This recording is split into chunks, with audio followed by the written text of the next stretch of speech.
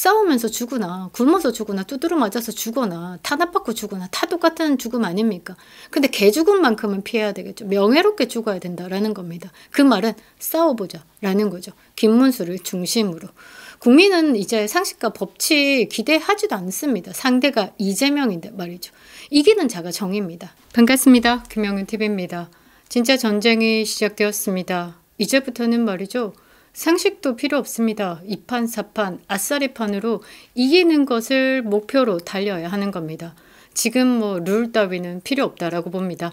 상대가 이재명이기 때문이죠. 온갖 반칙과 편법과 치졸하고 비겁한 짓들을 다 해오는 상대를 두고 내가 룰을 지켜 나간다? 되게 손해보는 게임이다라고 저는 생각을 합니다. 그래서 이번만큼은 말이죠. 2판 4판입니다. 이길 수 있다라고 하면 어떤 방법도 취해야 한다라고 저는 생각을 하는데요. 자, 이재명과 이준석은요. 암묵적 동맹 관계입니다. 이 동맹을 깨야 우리의 승부가 난다라는 것이죠. 김문수는 지금 전쟁을 한 겁니다. 내가 이겨서 싸우겠다. 사실 말이죠. 국민의힘 지금 뭐 박살이 났죠. 근데 이것을 이 한순간에 뒤집을 수 있는 건 20날 중에 굉장히 전략적으로 잘 써야 됩니다. 반을 말이죠. 초반에 10일 동안은 이 모든 그 이슈를 선점을 해야 됩니다. 이재명은 이제 공고합니다. 40% 이상 50%를 찍지 않았죠. 그러니까 이재명이 어디 가서 하는 말이 뭐냐면 이 상대가 낮아빠지기를 바란다. 자빠지길. 그러니까 경상도 사투리입니다. 넘어지길 바란다라는 거죠. 그러니까 상대편의 실수가 나에게 득이다라고 생각을 하는 겁니다. 그 득점 포인트에 이준석도 들어가 있습니다. 그래서 우리는 전략적으로 움직여야 된다라는 거죠. 남은 20일 중에 반을 우리에게 공격이 될 만한 사람들을 다 제거해야 하는 겁니다. 자, 첫 번째 이준석, 두 번째 한동훈이다 라는 말이죠.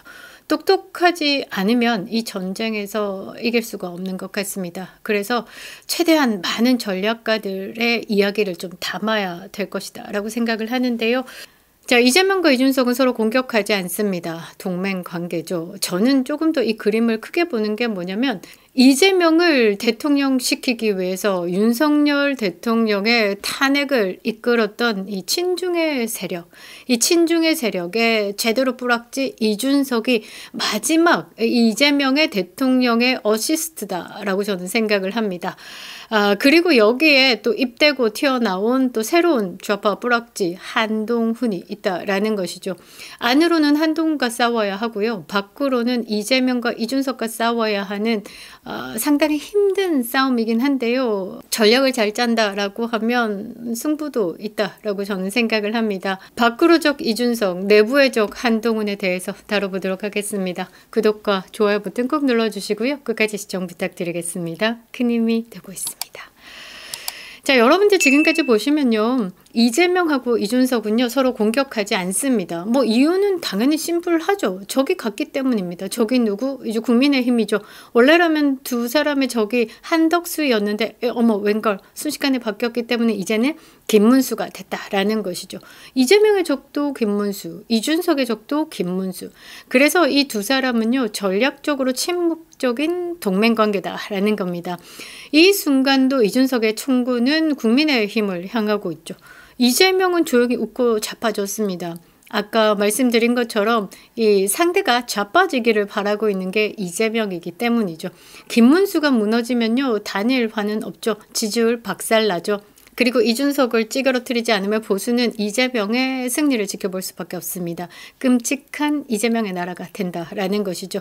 그런 의미에서 김문수 후보가 김용태를 비대위원장으로 전격 임명한 게 단순한 전술이 아니다라고 저는 생각합니다. 사실 처음에 김용태 35입니다. 그리고 이 김용태? 헐, 왜? 진짜 사람이 없나? 이런 생각도 했었는데 그래도 조금 더 깊이 있게 조금 해석을 해봐야 하겠다. 그래도 김문수인데 라는 생각으로 조금 이제 해석을 좀 하기 시작했는데요. 전면전을 위한 결단이다 라고 생각합니다. 이준석과 한동훈이라는 내부의 적을 겨냥한 선전포고쯤으로 저는 생각을 해보는데요. 과거에 이 김용태는 이준석이었습니다. 그런데 천하용인 중에 한 사람이었죠. 그런데 당을 떠나지 않았습니다. 단일화 파동이 있을 때도 당시의 비대위원 중에 한 사람으로서 이 반대표를 던졌다라고 합니다. 절차적인 미법이 문제가 있다. 그래서 김문수 후보에게는 상임선대위원장까지 맡기면서 모든 당의 권한을 넘겼다라고 저는 생각을 하는데요. 이제 당의 얼굴이 말이죠. 이 김용태입니다.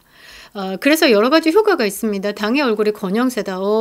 지지 이렇게 했는데 김용태 신선하긴 합니다. 그런데 김용태가 빨리 벗어야 하는 건 이 이준석과 오버랩되는 부분이죠. 이거는 김용태의 이제 앞으로의 숙제다라고 보시면 되는데요.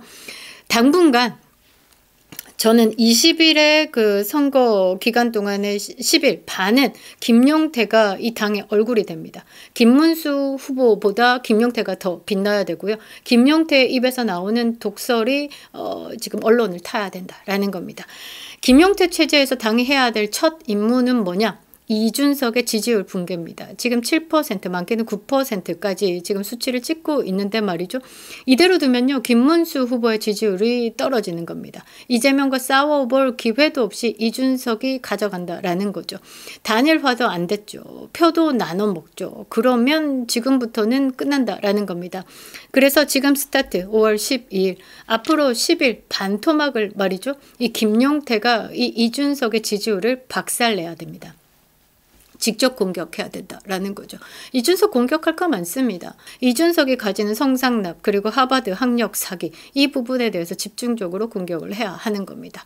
이준석이 말이죠. 이제부터 선거 기간입니다. 어떤 말을 거짓을 쏟아내면 이게 앞으로 꼬리표로 따라다니겠죠. 이재명이 말이죠. 지금 선거법 위반부터 시작해가지고 이 후보자 검증에서 지금 재판 들락날락 거리는 거 이런 토론회 선거 기간 동안 했던 말들 때문에 발목이 잡힌 거죠. 이제부터 이준석이 어떤 식으로 이야기를 하는지에 대해서 제대로 담아야 합니다. 이준석이 10억 내기를 하면서 하버드 복수 전공이 아닐 시 님들이 돈 벌고 좋지 않냐, 이준석 조져내지 않냐, 그러고 3, 4일 만에 하버드 조인트 컨센트레이션으로 말을 바꿨죠. 이 부분도 동탄경찰서가 이준석의 학력에 대해서 검증을 했다라면서 후보 등록을 했는데 말이죠. 하버드 역사상 조인트 컨센트 나발이고 없습니다. 경제학은 지금도 복수전공, 복합전공, 조인트 컨센트레이션 허용하지 않고 있습니다. 그리고 복수전공 제도는 말이죠. 380년, 400년 가까이 지금 가고 있는 하버드 역사상 복수전공 제도가 허용된 건 2022년 교무회의에서 진행되었습니다. 그러니까 이준석이 복수전공이다라고 하면서 한국 사회에서 엘리트인 척, 하버드 천재인 척 해왔던 그 시간은 다 가짜였다라는 거죠. 그래서 제가 이준석의 학력 사기는 신정아 시즌2다라고도 말씀드렸죠. 이준석이 권력과 언론을 장악해서 이 하버드 학력 사기를 최대한 덮고 있는데 말이죠. 이 부분 아프게 부각시켜도 될 것 같습니다. 김문수는 전면에 나서지 않아도 됩니다. 이준석을 직접 공격하는 건 김용태여야 한다라는 거죠. 김용태가 이준석을 치고요. 지지율 찍고요. 청년 보수의 새 프레임을 가져가면 되는 겁니다. 이게 김문수의 승부수다라고 저는 해석을 하고 있는데요. 한동훈은 이미 대통령을 향해서 총구를 겨눴습니다. 김문수는 계엄, 탄핵 반대 사과하고 윤석열은 절연해야 한다라면서 출당을 요구했다라는 겁니다. 저는 그렇습니다. 이 한덕수와의 후보 단일화 과정에서 이 한동훈이가 김문수 후보를 지지했었습니다. 한밤중 기습 의결로 후보직 박탈을 정말 뭐같이 부활을 시켰죠. 그래서 김문수 후보가 국민의힘의 대선 후보가 확정되자 한동훈이 빡쳤다라고 저는 생각을 하는데요. 이제 공격이 김문수에게 돌고 있죠. 그래서 김문수 후보를 보고 계엄과 탄핵에 반대하고 국민께 진심으로 사과하고 입장을 분명히 하라. 그리고 계엄 옹호와 탄핵 반대에 앞장선 사람들을 당과 선거 보직에 기용하지 않아야 한다라고 적었습니다. 이 말이 뭐냐? 우리 쪽 사람들은 탄핵에 반대했기 때문에 우리 쪽 사람들이 이 당의 주요 요직에 들어가야 해. 다음 당권은 우리야 라고도 이야기를 한 겁니다. 그러면서 한다는 말이 윤석열 전 대통령 부부와 단호히 절연하지 않으면 옹호만 해주다가 선거가 끝날 것이다. 오늘처럼 윤석열 대통령이 결코 선거에 도움되지 않는 공개 메시지를 계속 내며 당에 관여하려는 상황에는 출당 조치가 필요하다라고 요구를 했습니다. 참 못된 인간이죠. 그리고 이 말을 전체적으로 해석해 보면요, 대선을 이기자는 마음이 없습니다. 오로지 차기 당권이다라는 게 꽉 찼다라는 거죠. 대선은 저도 좋아.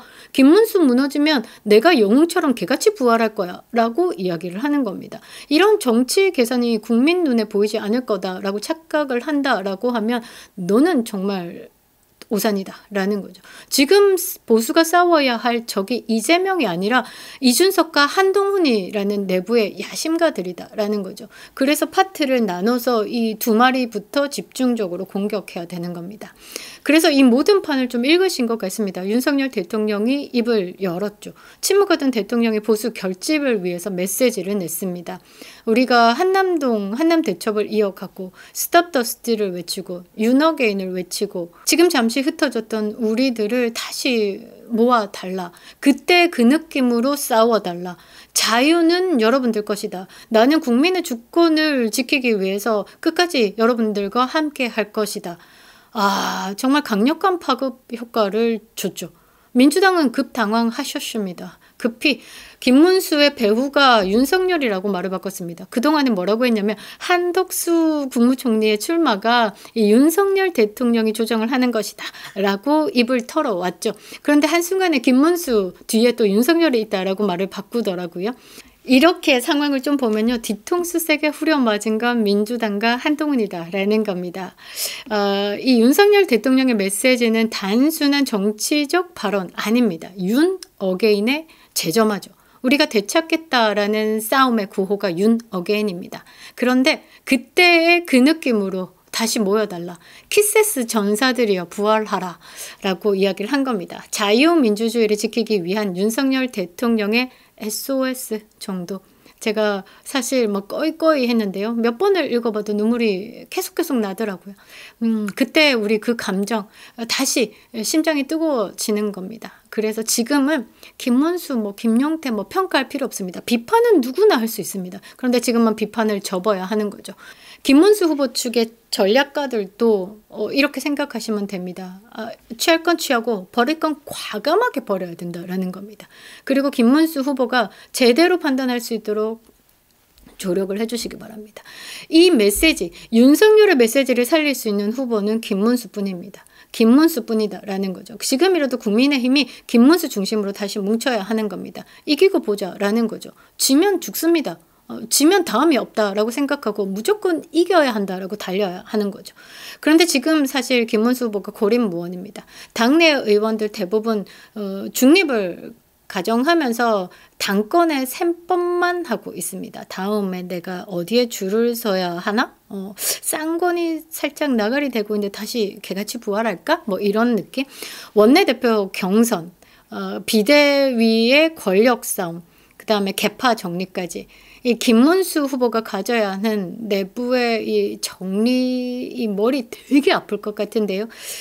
사실 이렇게 이 머리가 아픈 상황은 뭐냐면 김문수 후보와는 상관없는 딴짓하는 인간들이 있기 때문입니다. 그래서 김문수가 결단을 한 게 무엇일까? 김용태를 앞세워서 당을 새로 짜겠다라고 선언을 하는 겁니다.